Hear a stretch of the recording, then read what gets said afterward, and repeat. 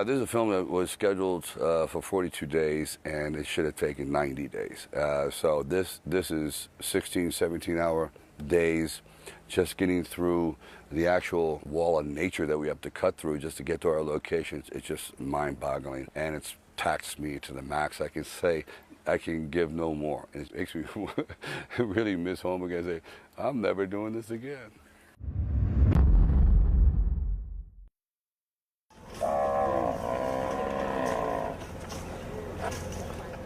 All right, here we are in the village that we carved out of basically a raw jungle.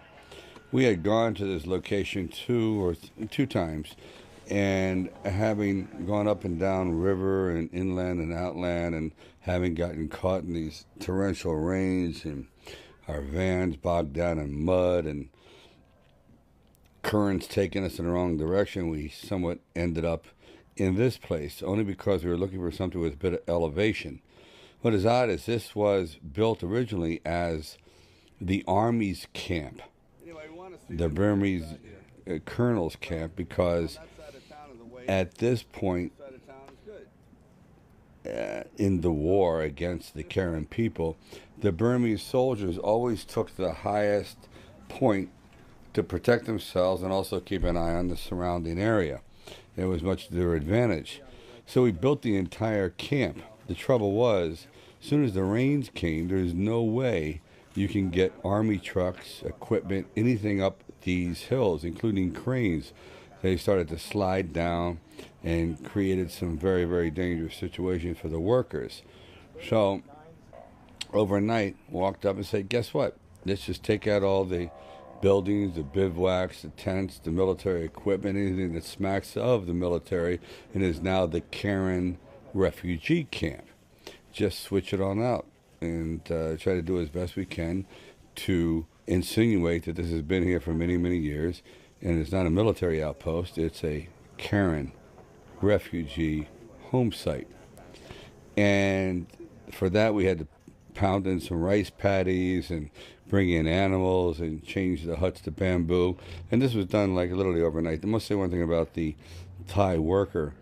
It's like having human chainsaws on your staff, because chainsaws, believe it or not, are illegal in Thailand. They consider that a weapon, so everything has to be done by hand, which means machetes, not very sharp axes, elephants, no tractors, no bulldozers.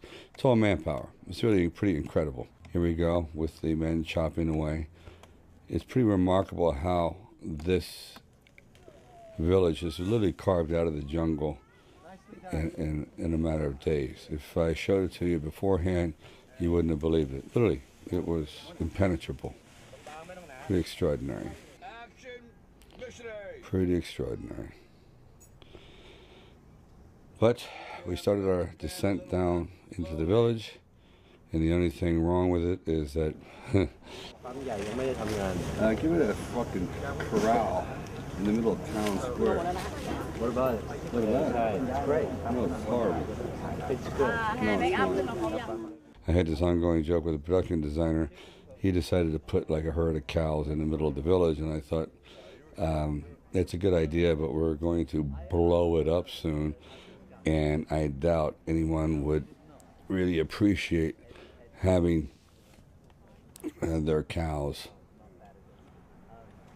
airlifted in a multitude of directions. So I said, please move the animals away. Let's not even establish the animals, because what's coming is going to be hellacious. Anyway, so we're looking up, and this is down on the village, and this is the first time we've actually seen the village through the eyes of the missionaries, being led by Michael, the head missionary, and Sarah, who's played by Julie Benz, as they look down on these unfortunate people, and they plan to bring in a great deal of hope and supply and a healthy dose of religion. Much to their chagrin, their days are numbered, and soon to follow will be the Burmese army. Cut! That's a cut!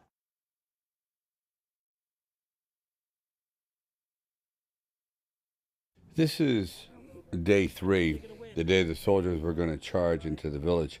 A day I was looking forward to, but also had great apprehension, because this is a reenactment of events that are pretty commonplace in Burma, which is incredible atrocities. Now, how, is it going to blow up to here? There'll be lots of debris coming out this way, yeah. Because The I pots would are aimed want this probably, way. I don't know if we can hide a camera here, so you see them, some of them. Now, more to throw shrapnel, Oh, yeah. so you see some of them strapped out here. I mean, the thing is, not only do you get shrapnel from the mortar, but whatever it's hit and destroyed becomes shrapnel in its own right as well. So you'll get pieces of all the wood splinters, even microscopic ones. They really fuck with you, you know? And during the war, World War II, the Karen, a small tribe of farmers, basically threw their allegiance to the Americans and the British against the Japanese, who were backed by the Burmese, who were 99% Buddhist. So when the Karen and the British and the Americans prevailed, they never forgave them. So for the past 62 years or more now, what am I saying? It's even more. The Karen have been getting literally the hell beat out of them, tortured, and systematically removed off the planet, because these people don't forget that they were on the losing side. So they're going to make these poor villagers pay for it.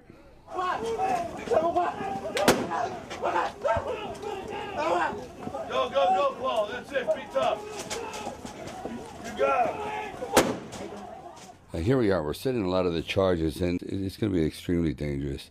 And there's going to be a great deal of explosive used to duplicate what is going to happen and what has happened in these villages. Since I feel a responsibility because of what these people have gone through for real and are going through every day, I didn't want to pull any punches. People said Rambo was too violent. I said it actually is even more violent, but I had to be true to the people there. It's a choice you make in a movie. You either do it the way it's supposed to be done or don't do it at all. Because there's nothing like doing something that's like, what is it? Is it a feathered fish? Is it a fish or a bird? What is it? Either you commit to it or don't do it at all. And we committed to this, and it went out. But toward the end of it, I kept teasing Paul, who played the head missionary, because every time the explosions would go off, he would protect himself instead of anyone around him, because it's just a natural reaction. You know, he's very brave to be there anyway. That was a major explosion. We're proud of you, Jesus. That was huge. Where's Paul? That was huge. Huge. You felt it all the way That was a back major there. thing. I've done some explosions. That's right up there. Jesus. Paul still hasn't come back. There he is. You almost did it. You almost got away with it. What do you mean? Well, on the way down, you couldn't help yourself. Get the fuck out of here. I'm sorry. You want to hear the truth? Yes. Okay. You're running out. You grab the kids. You're doing great. As you're going down the steps, you tried to cover the kid's head. But I know you were thinking about your... No, I wasn't. It was the kid. Where's Chad? You gotta cover heads. Here, you did good. You started, you did good. It was good. You want to watch it, Slayer? We could Yeah, move on.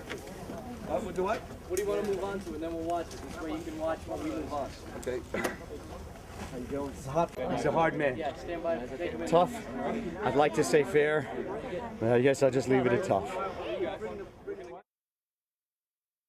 Here we are, day 4. This is a scene that takes place in a village where we have to show the extent of what mortars will do to people, and up close and personal. Again, it gets down to a sense of realism, because a lot of the missionaries that came in there felt as though God is on their side, and so be it, but the mortars aren't.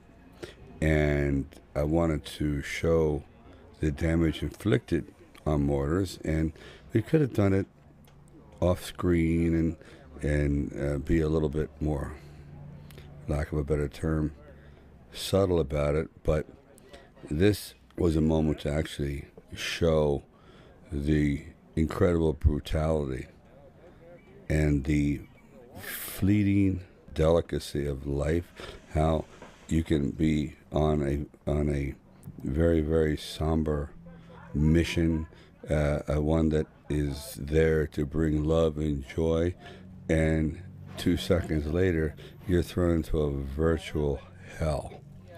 And the results of that can be quite extraordinary. And I wanted to show it physically. So we had this fellow here, brave stuntman, who's going to be hitting this air trampoline. If you want to see another one, I can bump that up. I mean, that's very minimal right now. Very minimal. That's like at probably 15% of our max. I just bump it a little. Garrett, you okay to take it up one more notch? 10 feet. And by the time he lands, both his legs are gone. And it may only be 5 frames in the movie, but it'll have an indelible effect on just how swift one's fortunes can change. So again, this was a choice to show it without any of the gloss, without any of the heroism, just full-on civil war, neighbor against neighbor, brother against brother, countryman against countryman. For some reason, it escalates into a frenzy of violence that's even more volatile than when fighting a foreign entity. Go figure.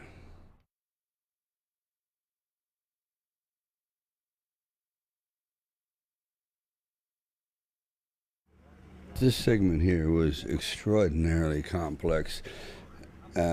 Chad worked on this. He's this incredible stunt coordinator who put together the men that are going to come perilously close to these extraordinary explosions.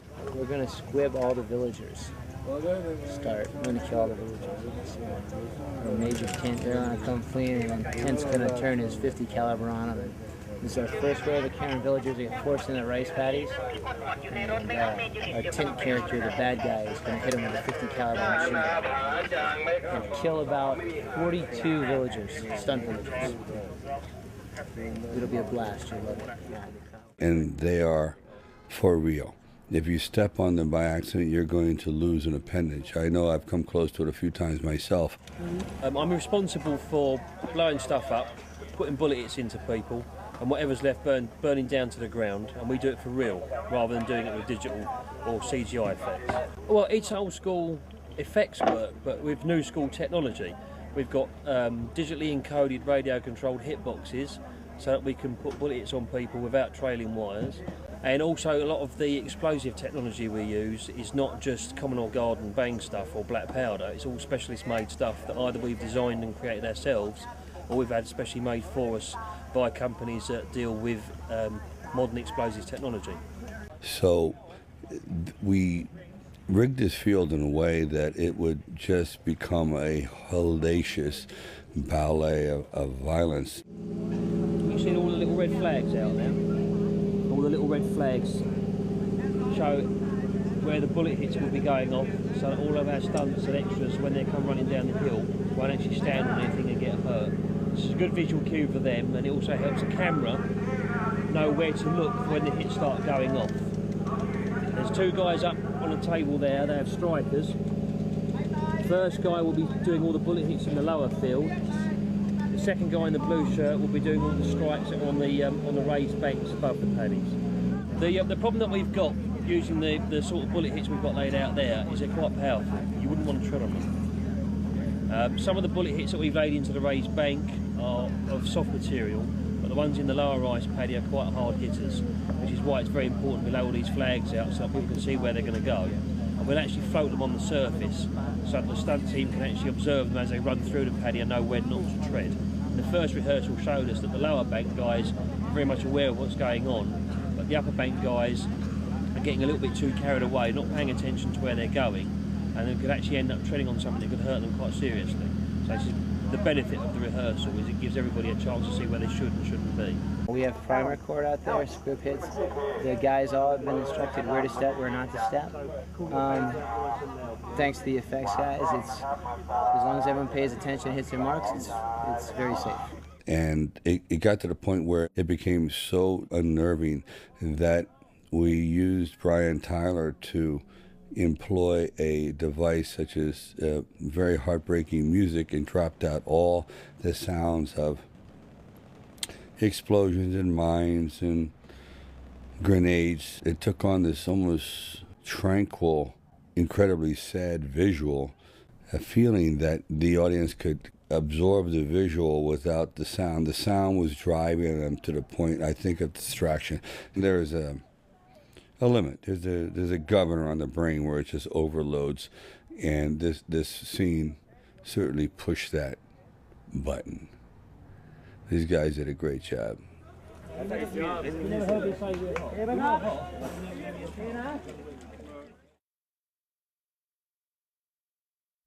Around the 8th day, we got a little bit of a break. I had to shoot the mercenaries running for their lives. They have a couple of the missionaries with them, but their leader has stepped on a mine and he's slowing them down, encumbered by his great bulk, which is being suspended on a stretcher. And this is where they hear Rambo's explosion. He fires off, Rambo fires off, or has another mercenary fire off a 50 caliber shot. I'll fire from over there. Okay. You look this way, because most of the camera's in this angle. And come on! You know what I mean? Like, fuck, what was that? Boom! Shit. So you look and you start going. But you start like, come on, come on! You know what I mean? Yeah. So as it's coming through, you're gonna hear in the middle of your dialogue, boom. Yeah. So you're gonna react. So this is myself and, of course, the trusty crew setting up this shot, which would begin the actual final action sequence, starting small and building, hopefully, to a frenzied climax. Action! We're about a mile out. Move, take point, you take point. Watch out. Hold up. Under. Go. Come on. Go. Cut. Where do you end up, right here? Me? Yeah. No, I like end up that right here. better. Oh, in the finish, yeah, on the over. Yeah, just there, exactly. And then, Yeah, that's it. No, I don't need to see his eyes. Just a little bit, like that. Tim, look a little bit more to the right. Then back the other way. But extreme. Then back. I should do it like that? Oh. I like that. Like that? Yeah. Now. Louis, Graham, come on over. Just take your head off and put it here. See where you're at. Chad? I'll tuck them. Got it. Fucking hands are dead!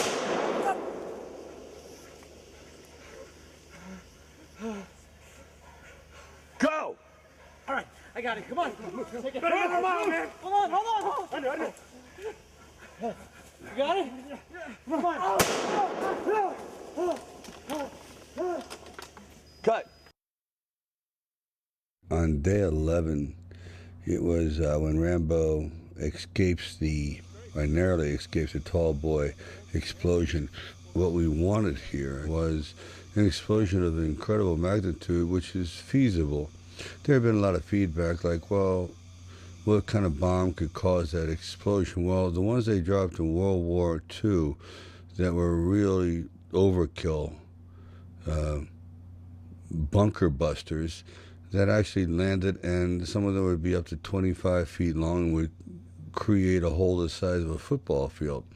So I thought, okay, let's have that there as kind of a symbol of the past. And so I do the stunt, and I get blown down the hill, and I do close-ups of it where I roll halfway down the hill, and of course I run right into a bamboo tree, which maybe later on we'll pick up on, but I got this spike into my bicep, and it looks like I'm walking around trying to flex, but this thing was so irritating. It was so like I had broken a vein or something. I knew that I was bleeding inside somewhere because I had never felt this kind of sensation before. But there'll be more to follow up on that. But so anyway, you run down the hill, you avoid an explosion, you don't get burned alive, and you run into a bamboo tree spike. Look at that. It's not good. Wow. Hey. I don't know what that is. Get the real doctor? You got the real doctor? Get the It's real a doctor. hematoma or something. You want a full huh? Yeah. Going down. You don't need to roll.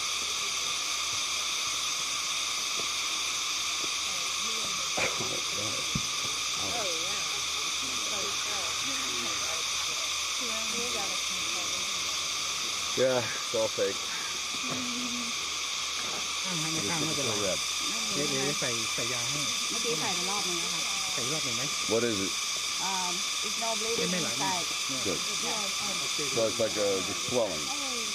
Like มัน a ไม่มี bruise. มาตุมามันแค่ So, Clay, you want all these wide? No, no. No, that's We're gonna do that after.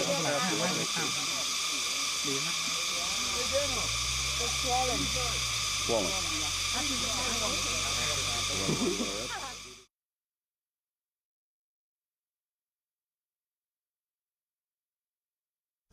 But you're like that. He's shorter. Right. He comes with that stuff, but you probably got to now step Yeah, out a lot. So you're like. Yeah. So it's same sort of long lens, right? This is kind of a perplexing problem. It doesn't seem like much, which is the final kill. It's sort of the button that is pressed that signifies the end of the journey, at least the journey of violence, and you want to get it right. It seems very, very easy when it's put on film for the audience to appreciate or not, but either way, it brings about a lot of anxiety in the director to make sure that he's got the situation at the most advantageous angles, timing, and performance to convey the feeling that he's trying to get. So here's what's so funny about this. I had a fellow who did not speak in a word of English. He's Burmese, and he did a great job, and he's a very brave fellow to even do this because he put his life in jeopardy. And there were threats that his family back in Burma was going to be incarcerated. But he felt as though the message in the film needed to come out. Now, the way the tree is set up, there's a hill at the bottom of it, which creates about a 3-foot drop. So no matter what, we're never at the same angle.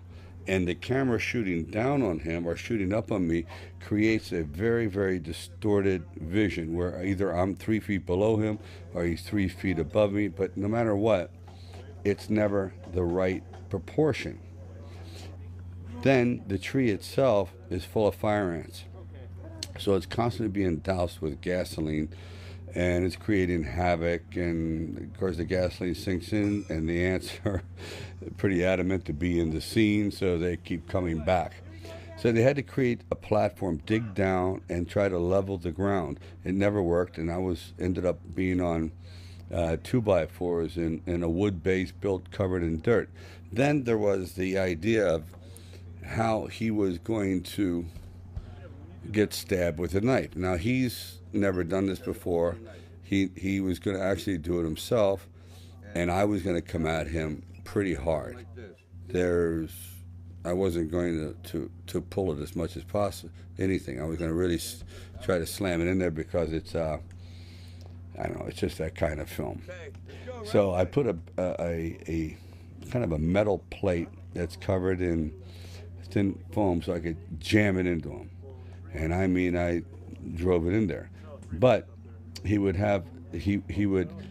try to do his best, but to his defense, he would look up at me and do different sort of different affectations with his face, which wasn't wrong. It was just his choice. But I wanted to do something that I thought would be cinematic, so his eyes would flick into a certain direction, and at the last second they would cruise over to me, which is extremely choreographed. It's not something you would do normally. This is not like a fellow who would actually be stabbed and would react. It is something he has to get hooked, looks down at the knife, and then his eyes drift over to his murderer. his attacker. It has to be done in a slow fashion. So we went over it and over it and over it, and then I shot it from 4 different angles, extremely wide. I thought, should we actually see Rambo before the soldier sees him? And it's a really stark, wide shot, and the tree is looming in the foreground, and there we are, like 2 insignificant creatures among the size in nature. The tree, the hill, the landscape is so overwhelming, and here we are, basically no more civilized than the ants that are in that tree, just combative, and the only thing that separates us from them is an ideal, fighting for an ideal. But we're basically as savage as the surroundings. So as the scene went on, and I thought I could get it under control, it's just there is something inside of me that said it's not primal enough, it's not primitive enough. This should be an actual depiction of the rage and the horror that these Burmese have gone through, and Rambo is, we used to call him like Dog of Raw, is the god of war. He's going to exact vengeance without any mercy, and the final cap on it would be not just to eviscerate him, which I had never seen done before. I mean, literally cut him in half, but the way he's kicked is with such disdain, and to have his entrails pinwheel out. I said, it's a commitment to an act of violence that I believe is warranted, but very, very hard for the faint of heart to take. But that's war. This is literally just, we're now here. The kick. I know I turned the wrong way, but it's real. The kick was great. Better? Yeah. Oh, you kicked it? I couldn't see that. The kick was great. The kick, I mean, it's like, fuck you. Yeah, He was down over there. And you'll have blood. That to me is I didn't see any of that. oh no, it was like fucking brutal. Right? That was the best hit too. That's what it is. That's holding your best friend's entrails in. That's looking down and seeing a stump where your leg used to be, or your friend's head was. I mean, I don't want to get overly dramatic like I'm doing a scene from First Blood, but that's what it is.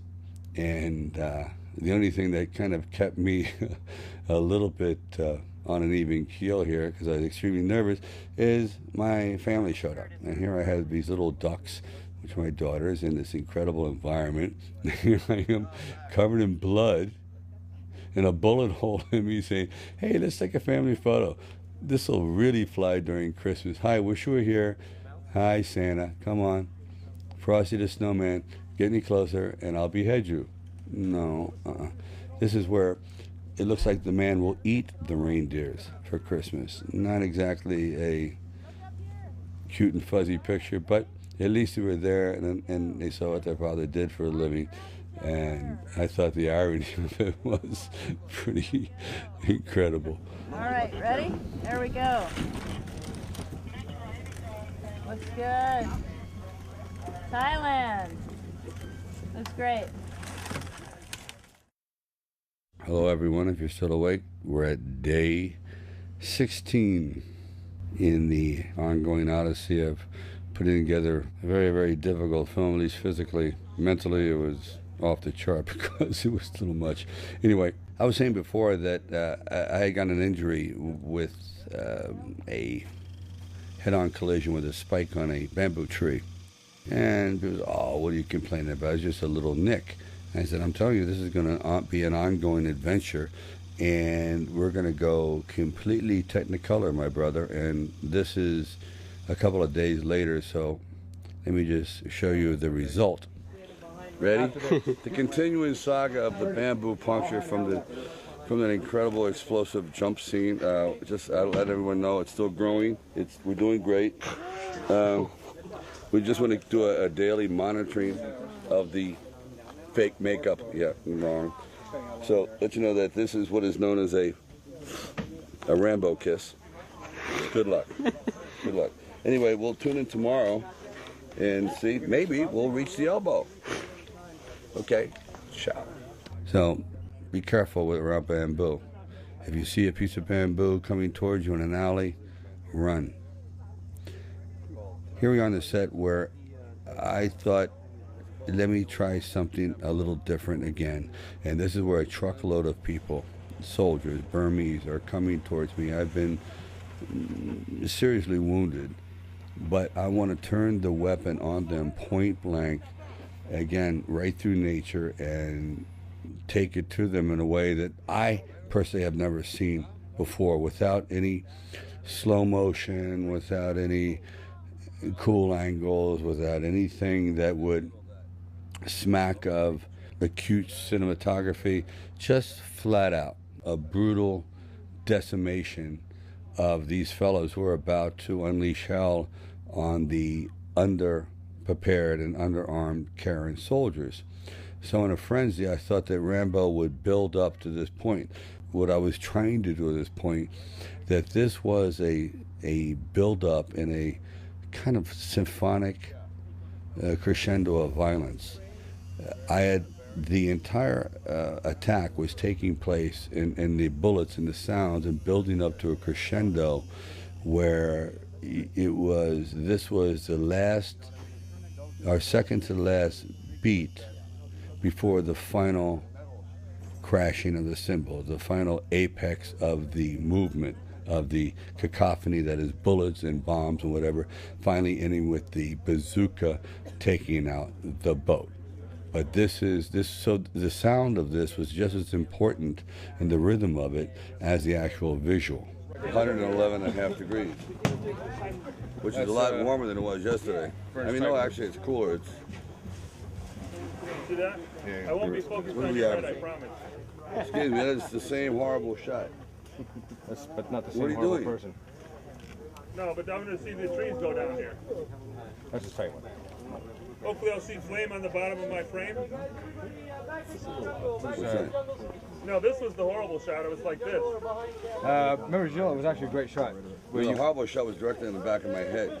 They're trying to coordinate this shot. Again, it was very nerve-wracking because we had trees that were made to be cut down, but the first time we shot them, the trees did not cut down because someone had put a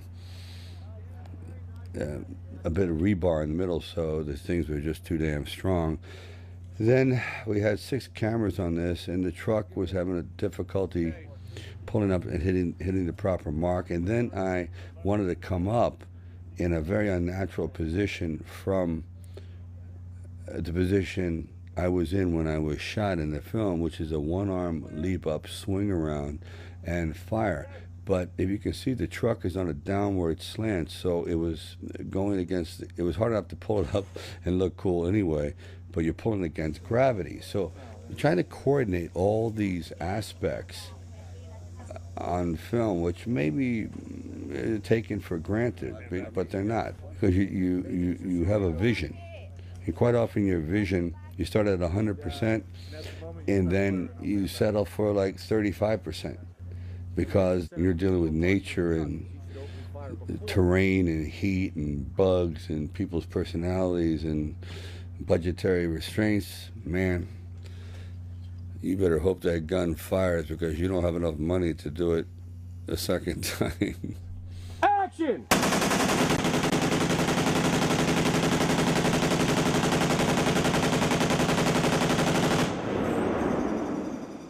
So the gun worked. It was incredibly powerful, but it literally ripped up the road that was, even though there's no bullets in it, just the power, the force, the volume of air and heat and fire being pushed out of that muzzle was just tearing up the surface to where it literally created a cloud. So now we had another dilemma. How do you see the action, fire the gun, without creating this dust storm? And the answer was dousing the soil with tons of water, oil, patting the ground solid, and just hope for the best. This situation is really rough. I mean, I lost my patience a lot because there was so much difficulty in coordinating these pigs, and they were so dangerous. These things were no joke, and they continued to just procrastinate. Push him in. Gotta get more food, goddammit. More food, goddammit! Tammy, we need more food! No sled. I'll tell you, next time I ask you for food, I want it here. Make it right here. You're costing me an hour a day running around for food. Now come in here and get the dishes. The actress is tied up in a pen, and we're trying to keep the pigs there, and they're not getting it, and the pigs need to have food. So I said, just I'll do it myself. Let's make the food, keep it there, and we'll take the dishes and bury them in the mud, so they're kind of focused in that area.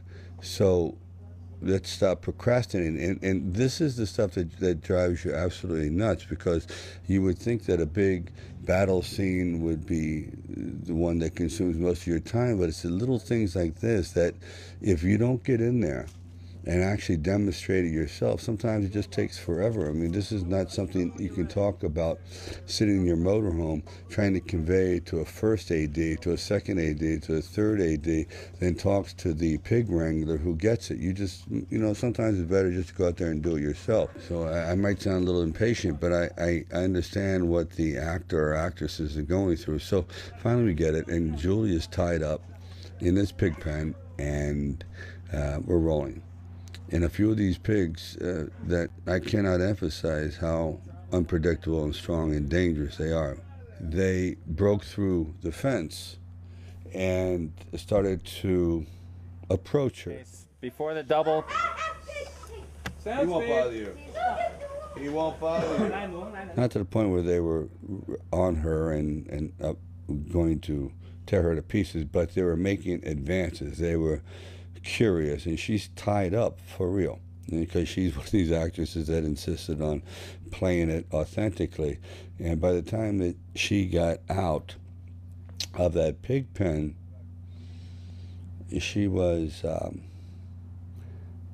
I would say, definitely a vegetarian forever. I don't think she was going to be ordering ham and eggs for a long, long time. Cut. Are you scared?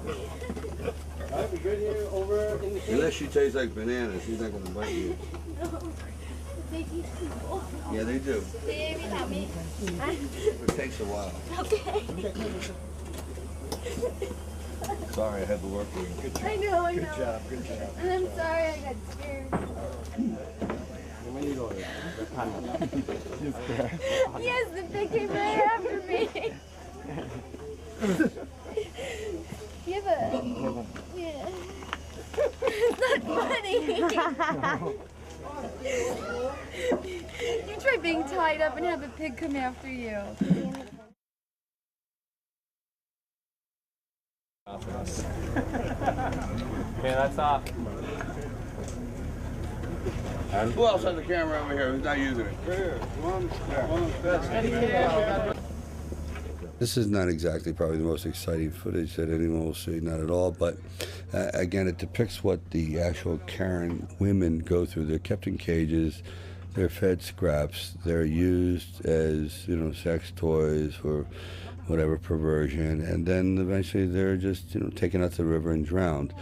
And the men that you see here, the ones playing the soldiers, these men were under incredible threats. I know I received many death threats when I was there, and I don't even know how they got through all the security, but there would be these telephone calls in the middle of the night saying, you better not make this movie, or you'll wake up dead, kind of a thing, in a broken accent. But all these people here, it's one thing for me to have to come home, but these people, they put on a brave face and try to entertain themselves, but every one of them was under heavy, heavy pressure, because, make no mistake about it, the Burmese secret police is all over Thailand, and they know exactly who was in this film. I couldn't get any Burmese for the first month. Literally, no one wanted to play this part. I had to use Thais.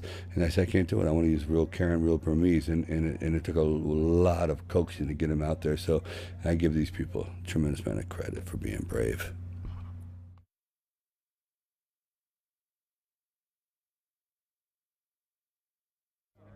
Well, with that, It's just not so interesting other than what can go wrong, will go wrong.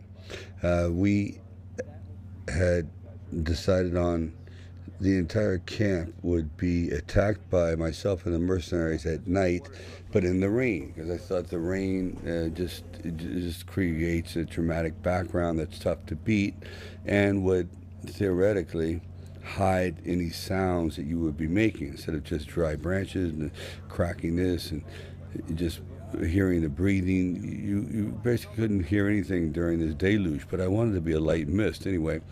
The light mist machine never made it, and what it came was the monsoon machine, and it was my mistake because I didn't expect it to be that heavy, so I asked the lights to be on one side and it just wasn't working, so it had to be backlit. In other words, everything went wrong. Yeah, Sly. It looks different from over here. I understand, but we're not backlighting everything. But this is like no good. Fucking horrible. Getting there at 6 o'clock, we probably didn't get our first shot until 12 o'clock, and then we didn't have enough water, so we started borrowing hoses from fire departments, sprinkler machines, you name it, and then eventually had to add a little bit CGI and whatever to make it all work. But this was a long, wet night. You know what? Next time, when you hear rain, pity those people that are standing in it, because it's extremely difficult to work in. Extremely difficult to work in. Because between every take, you're soaked down, you have to clear up the water, you have to reload the tanks, you have to position everyone once again, the equipment gets wet, there are special lenses that have to be used, and then you have to think about, believe it or not, the actual acting.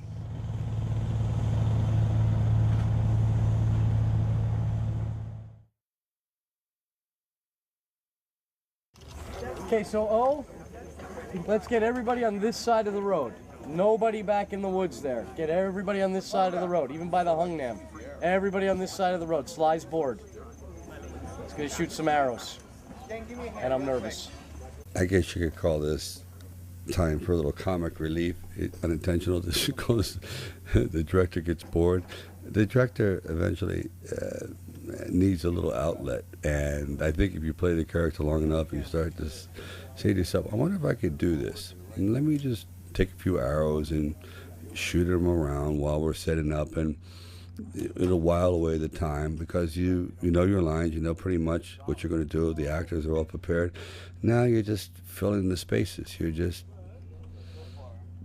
trying to pass the time until you can just get on with the project. So here I am, pretending I'm not bad with a bow, but I'm sure people could have lived without being so close to the proximity of the arrows. I mean, William Tell, I'm not. Robin Hood, your reputation is safe.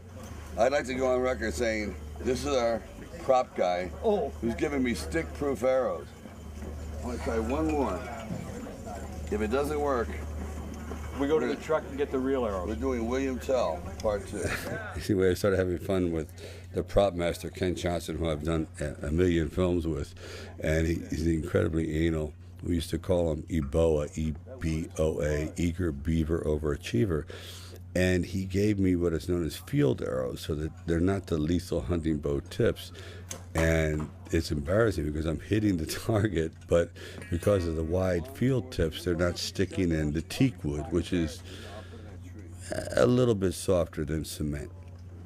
So I thought I'd just be goofing with him, saying, okay, next time you miss, you're going to become, the human target. So this is, again, me just having a Rambo moment with a good buddy of mine. Rambo. Better change the name to Ram. No. I can't even stick an arrow, and the aim isn't bad. I would say the equipment. I give him one more chance. I said, okay, I'm going to shoot this into a soft tree. Hit the tree flat on, dead center, and it falls out.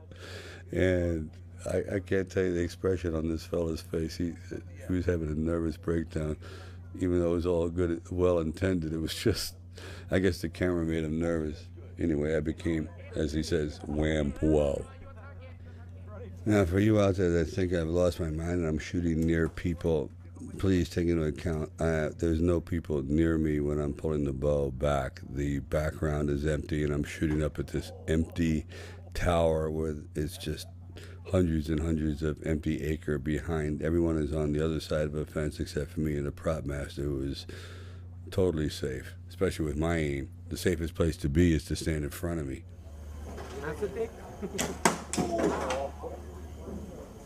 Right there. Right there. All right.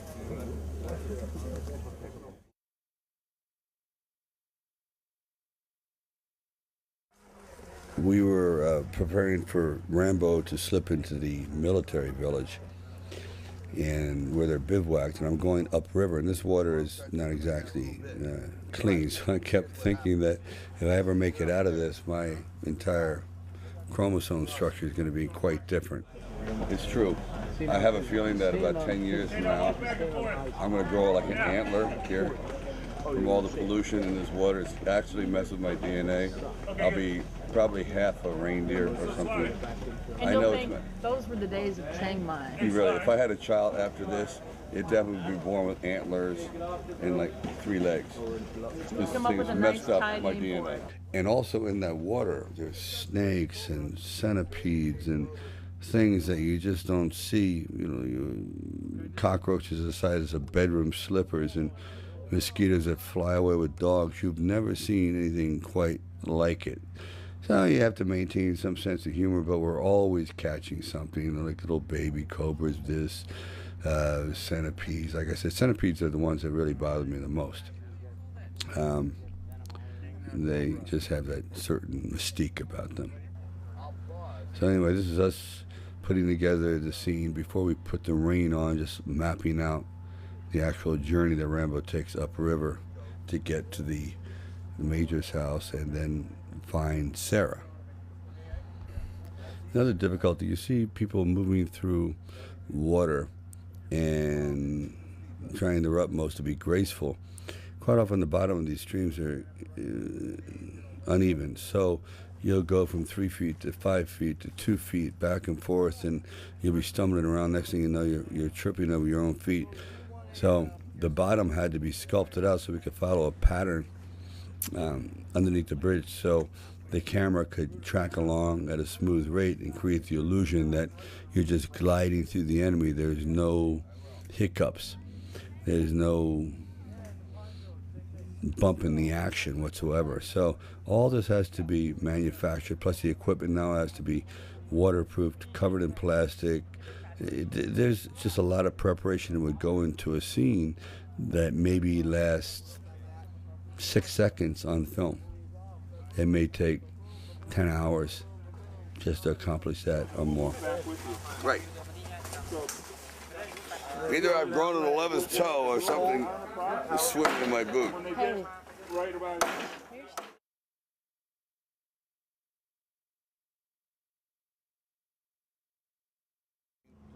It's just a constant tug of war with nature here. The rain comes. Sometimes it's advantageous because I love it, but at times like this, it just brings this crew, which is close to 550 people, to a total standstill, and you sit there, and before you know it, half your sets are blown away, and you know the equipment is caught in mud, but it's just another day in the jungle. Now, how long do you think this is going to last? On and off all night till 5 a.m. All night? And it was raining at the office hard, and it's not raining anymore there. It's raining here. But they think it's going to come back again? It blew all the way out here. It's going to go on and off tonight. At least the wind stopped. Yeah, I love your optimism. There's no wind. This is great. Bill, here. You know how much we pay to have our rain machines? And I said this to a lot of the people that joined on, I said, this is kind of more than a movie. This is like an adventure. This is one of those survival camps that it's a one-off. If you get through this, you'll make some very good relationships. Some will last, some won't. But the one thing is that you can be very proud that you went through the trials and tribulations of making a movie that just cut you no slack. Every day was tough. Oh, yeah, we got it. We got it. John Rambo. Signing out.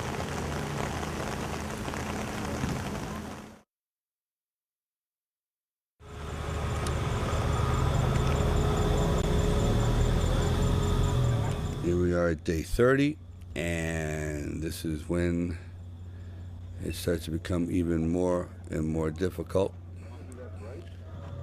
because here time is not on your side, and nor is money. So this is a scene which I think is extremely important in a historical sense, that you get an idea of what these people are all about, that they come in the middle of the night, and this is a fact, and steal children, young men, take them away, you never see them again, 12, 13, 14, turn them into killing machines, and that's the way it is. And if you bother to fight them back, they'll literally nail your insides to a tree. So this was supposed to be a 3-day scene. It's a night scene. It's very involved. There's a couple hundred people in there. So I thought, no problem whatsoever. I have all of one night to do this. So I thought, how can I do this in a sense and make this visceral? So the first thing is that no camera could be mounted on anything other than a man's shoulder. This would be a form of eavesdropping on the situation. So we're a fly on the wall rather than being in the epicenter. We're on the fringes looking in, as though we're observing the action, but we can drift away and escape it if we had to. We're not in the center of it. And I enjoy scenes like that where it's not so self-evident to the audience. In other words, I'm not playing to the audience. I am trying to actually show the audience not as much as they would be expecting to see. They're just getting a hint of it, flurry. Kind of like what you see in life when you're passing by on a train. You look out the train window and you see it whipping by at 60, 70 miles an hour. You really don't focus on anything. It's just a series of images, but you get an idea of what's going on. You're dragging one from there, in that area. Okay. Dragging one from over there. One. Okay, you get one more. And one back down there. Through that crevice. And you want them all thrown into one truck? No, 3 into that truck, 2 in this truck. The furthest one, you just go just make sure that's going to there. And let's get a These are couple of going the there. extra children already on the truck. Yeah, the trucks are half full. The hard part was to get the Karen, who are the real deal in this scene, the authentic participates in these Burmese atrocities. These are the refugees that happen to have made it over. All of them have lost people, and quite often very violent manners. And they're asked to reenact their worst horror.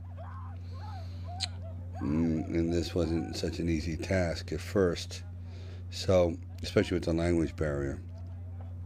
There are no ties here. These are all Burmese. Everyone's speaking Burmese, speaking Karen. The interpreters are there.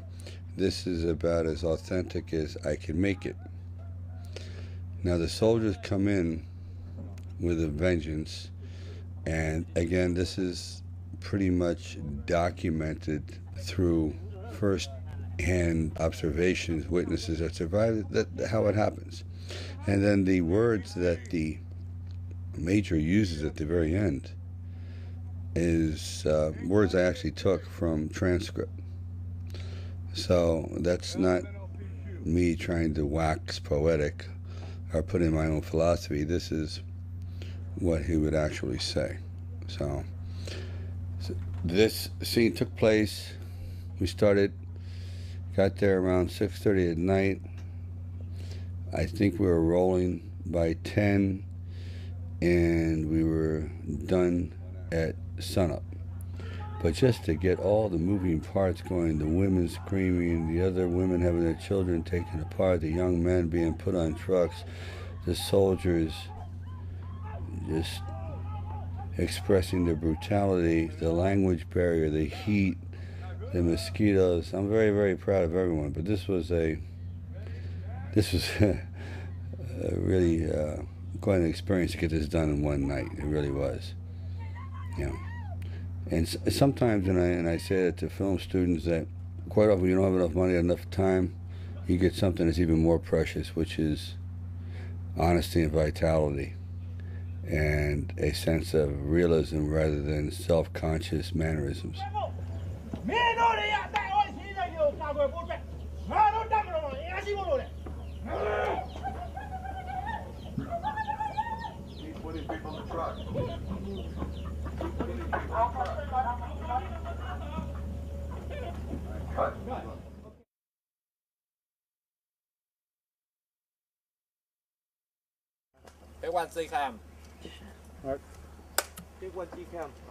I believe this is day 32, and it's a fun day because I finally get to use my bow, and I've always enjoyed using the bow because it just there's something, you've heard it before, with Zen about it, but the fact that Rambo has been so proficient at it, and it harkens back to his, quote, German Indian ancestry, which is a real interesting combination to put together. Because normally they don't have black notches on these things. Right here, look at this. They don't have black notches. They'll have yellow ones. So like it's black and the string is black. It's like, where is it? Look at it. That's what I got to get on the string.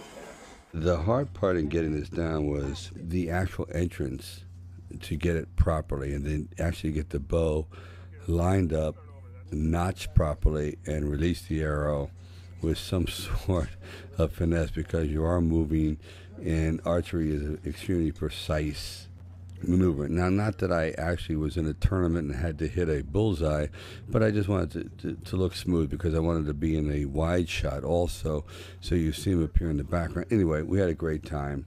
The bow flew true. We actually set up some dummies that would be 75 and 80 yards down there, maybe even further. We'd see how close we could come with the arrows, and some of them actually came damn close. So I said, all right, I may not be, Robin Hood, but it's feasible that this actually could happen. So we had a great time with this, and I look forward on every Rambo to actually get to use the bow, and finally it came to fruition. So now the rest of it, as for my basketball prowess, well, that remains to be seen. You're about as good as Shaq. You got it.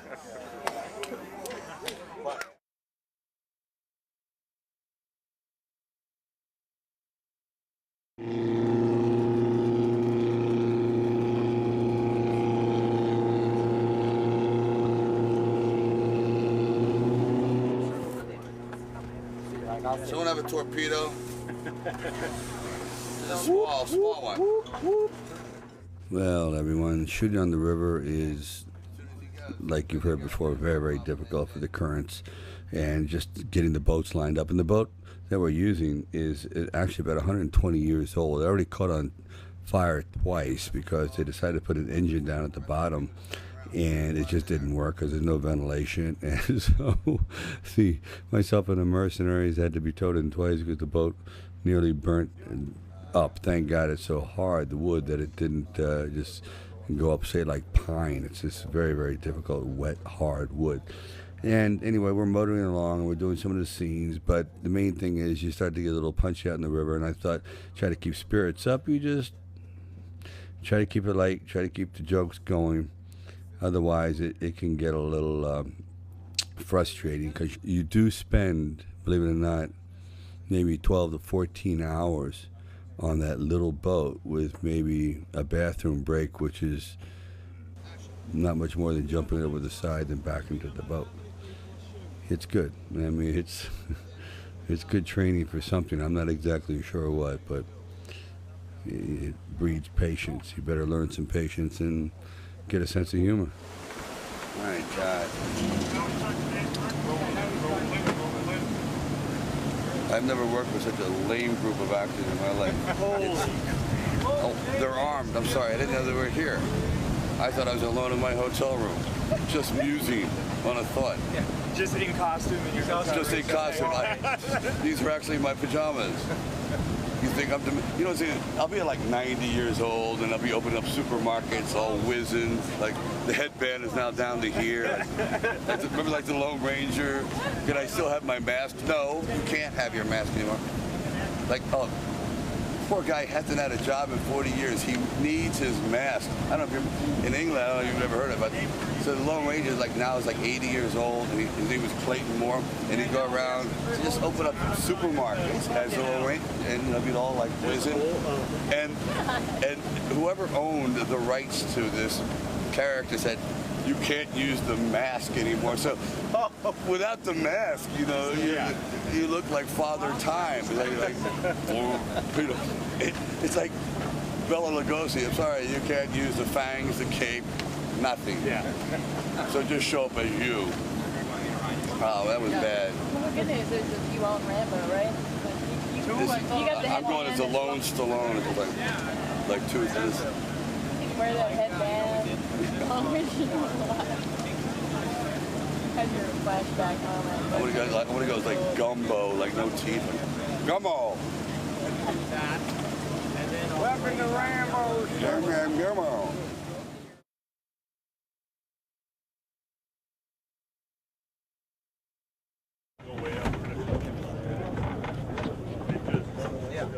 When I first went to Thailand about 6 months earlier, I wanted to get involved with the cobras, the snakes, that he was a snake hunter, because there are more poisonous snakes in Thailand and Burma than any place on the planet. I believe there's something like 95 poisonous snakes, about 92 of them live there. It's something extraordinary. Don't hold me to those numbers, but that's the symbol of these countries. There's always a snake involved. So I got to work with these snakes, and I got to work with the actual snake wranglers, or the people that call them snake charmers. And you learn certain things about the snake, on how to maneuver and tap them on the head, and keep one hand going and one hand distracting them. But I got fairly decent at it. But I wouldn't recommend this. Matter of fact, I think I'm insane. I wouldn't do it today. It's just like in Cliffhanger. I hated heights. By the end of the movie, I'm sitting on the edge of a cliff having lunch. So it's the situation where you become sort of immune to the fear, and this is one of those times. Then again, if you're thinking about getting a snake, I recommend a Labrador or something else that doesn't put you in your grave. It's a little easier. A little easier to housebreak a dog than one of these, trust me. What am I doing?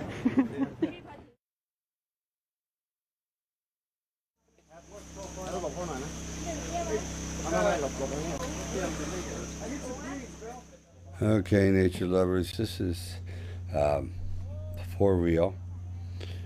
The snakes that you see are for real. Their teeth have not been pulled. The venom has been milked a few hours earlier, so if one does get bitten, it'll send you to the hospital. If you have a bad heart, it may send you even further than the hospital. But you have a pretty good chance of surviving. It's dangerous, but it's not as dangerous as going out and finding a full-fledged, completely loaded up cobra than this particular one, which has been maybe diluted a little bit, but still quite potent. The smaller cobras are actually more dangerous than the big ones. Their bites are much more lethal. The big cobra will kill you. Actually, a cobra bite, a big cobra bite, has been known to kill an elephant. It may take 2 days for the venom to get in there, but believe it or not, they've been known to kill an elephant. So, on that note, we move around in a way with these creatures to try to create a sense of reality. And I wanted to, again, do something that hadn't been seen on film, where there's no CGI, there is no trick photography, and there's no rubber snakes. Those are the real deal. They bring them there, and they coil in this grass, and quite often they're tough to get out. So you have to be delicate with them and not rip them out. Otherwise, they can come out the other side and turn on you so fast you wouldn't believe it. It's when people say, "Oh, you can outrun a snake." No, you can't. No, you can't. You just have to slightly outmaneuver them. And right here, I'm working with professionals that sort of have my back a little bit, or a lot. But I really love doing this. You gotta be quick with them, and they wrap around your body. They are something else. And the strength of it. Yeah, there you go. Boom. Just got to keep the head under control and get them that sack real fast. We had a few more of these in the beginning, but I edited out of the movies because I thought, one or two. Actually, I put a second one in the director's cut. Sometimes a snake here, they just get, they'll lull. They'll seem like they're tired, and they won't be as aggressive. Then suddenly, wham! Where does that come from? They're very interesting. They become hypnotized and in their own zone, and then when they come back, you better be ready. But overall, I enjoyed it. It's one of those one-time things, if you know what I mean. Paul.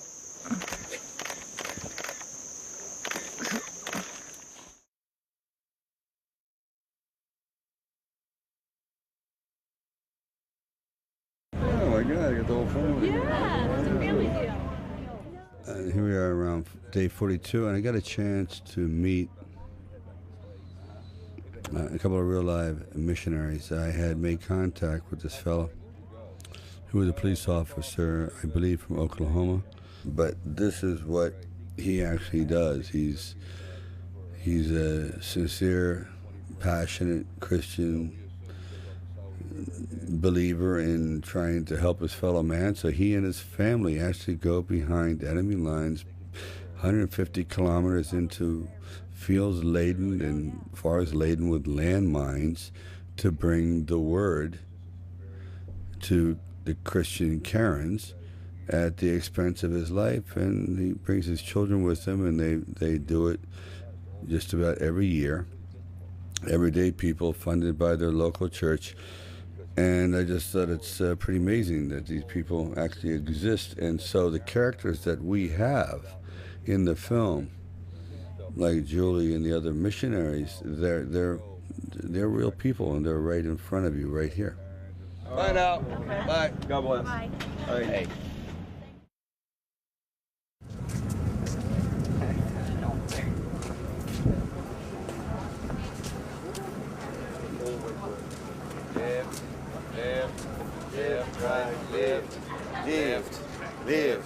Live, right, live, right, live, right, live. Here we go. This is just a little taste of what it's like to see the men start to march out to the field. It was like an ongoing battle. Some days I would show up on the set, driving in there, and I would see what was like a military operation. You see a couple hundred soldiers, you see weaponry, and the opposing forces, the Karen soldiers say, "Okay, Sly, what are you going to do today?" And this is where it's really important to have a good team behind you, like Chad, who has set up all the proper necessary stunts, and then we would choreograph the battles. So this is a hand pulley ratchet system, and basically what's going to happen is that when that big mortar goes off, bomb, we're going to hand pull him and yank him off his feet about 20 feet as if he got blown up. But this is a complete group effort, and the stuntmen approach it with a sense of humor and professionalism.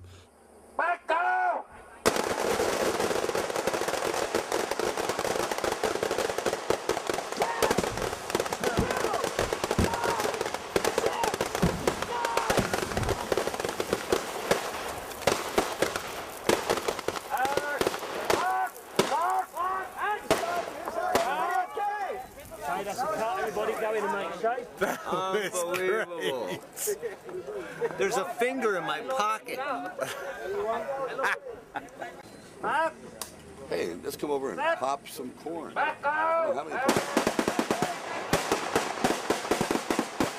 Sometimes it's just a wonder to behold, because you actually are seeing like a reenactment of a scene that you dreamed about, and here it is coming to maturity before your eyes.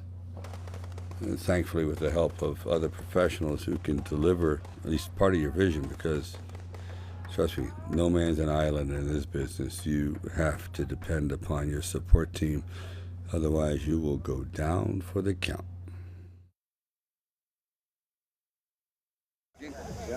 Look.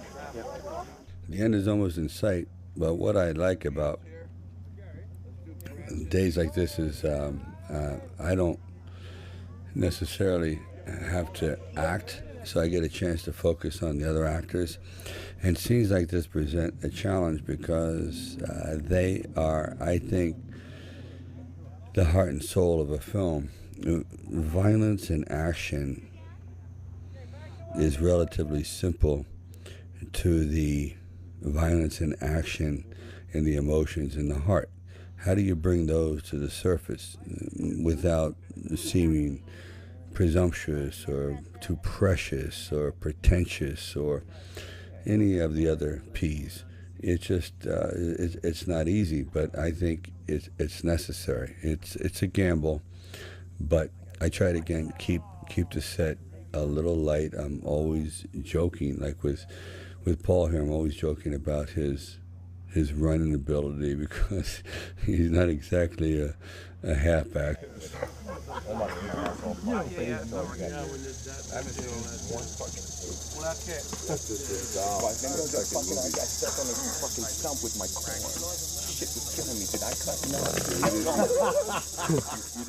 Again, trying to waylay the nerves that are building, knowing it's the final scene. Everyone gets extremely anxious when they're approaching the final scene. At least that's what I've come to understand. So we know what we have to do.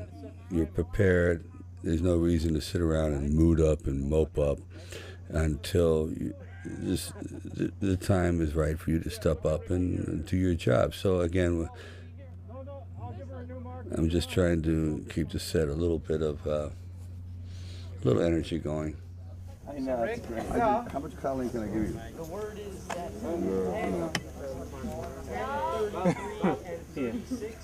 How much? Only because the other girl was busy, you got this fucking job. It's only gonna get worse. Here. Kate Blanchett was busy this weekend. Now, this is called an actress reduction. You're gonna come in the lane. I need some crap out of the way here, guys. Okay. This stuff's gotta go. Okay. It's part of the shot.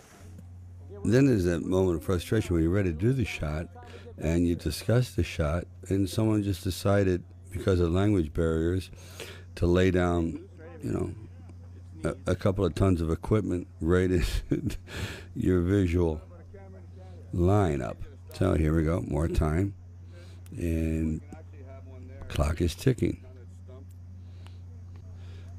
What I really respect about the acting profession, here I will be discussing with Julie one of the more difficult scenes in the movie, which is the culmination of her awakening, that she realizes that her ideals are not what she has been led to believe, that violence runs very, very deep in the heart, and quite often it's not about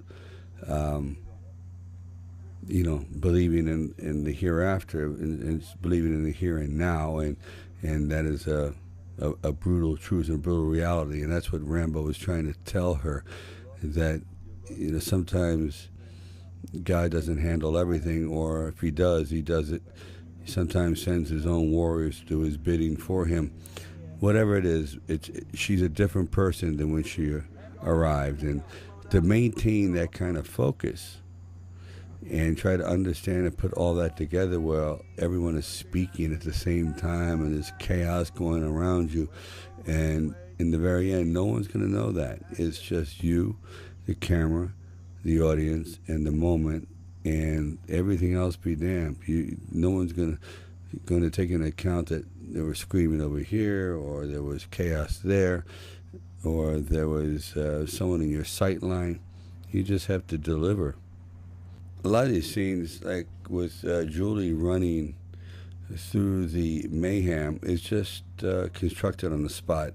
I sometimes use storyboards, but quite often I end up never using them at all. I mean, in other words, I see them in the office, but by the time I get to the set, something happens where it is a whole new blueprint that formulates, at least to my mind, and I sort of try to use the spur of the moment to get a little vitality and a little spontaneity. I don't recommend that all the time, because in situations where precision is absolutely necessary, it's not a very wise thing to do. But in the chaos and frenzy and the malicious aftermath of war, where there is no structure, and smoke is blowing in all directions and his body's askew, you can take, at least I feel as though you can take an opportunity to not be so precise, and the crudeness actually adds to the a realistic fabric, for lack of a little pretentious, but it's really, it does it. It just adds a kind of an aura of truth, rather than just have a camera on, let's say, dolly tracks, which I always wondered about.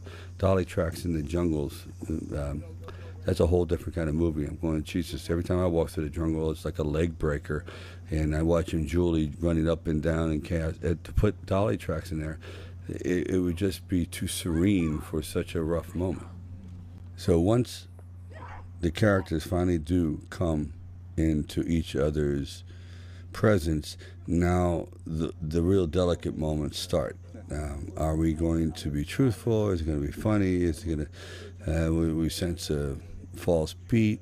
Because there's a lot going on. She's seeing the mayhem, the death around her. He's seeing her, who he thought he had lost and was dead, and now they've been reunited. But she sees that Rambo was right, and he looks at her in a condemning fashion. But in this cut, you see a light go on, that he's going to miss her, that she represented a kind of purity and an optimism that had been sorely lacking in his life. So it's quite different than the original ending. This is what I wanted to do originally and should have done it, so at least I have an opportunity to insert Rambo and Sarah's farewell looks and intentions. Cut.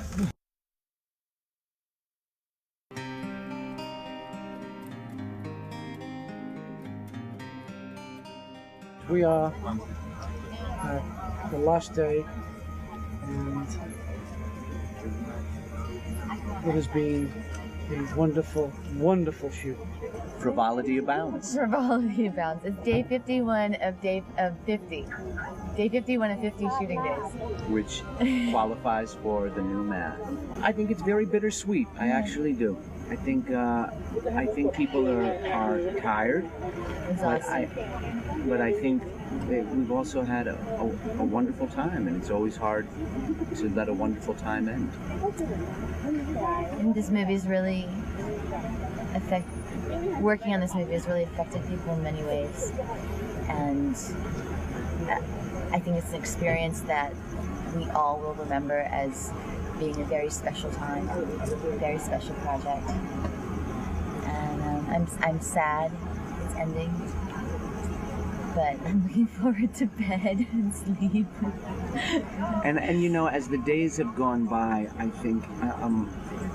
think people's the depth of the impression that Sly made on everyone continues, if it was possible, to actually grow. I just want to say how hard Sly has worked on this. The effort he's put in is Herculean, an unbelievable job. I'm not just saying that. There's very few people that work as hard as he did. Watching him work in this level of commitment to this film has inspired me to be more committed as an actor to every project and every role that I take on. And, you know, very rarely do you get to work with somebody who operates at such a high level of intensity, commitment, and drive and passion, and you know, I really hope it does, the effect stays with me. And I take my hat off to him, and I really truly believe this is going to be a great movie. It's day 51, and maybe this is the last time we'll ever see Rambo again, and I must admit it's been an extraordinary, extraordinary journey. Where very rarely do you get the chance to push oneself to what you think is your physical capabilities, but even more important, to be able to share that with people you love, and to know that it'll be around long after you're gone. So here's to all of you. Keep fighting the good fight. Never give up. Never give out. Never give in. Goodbye.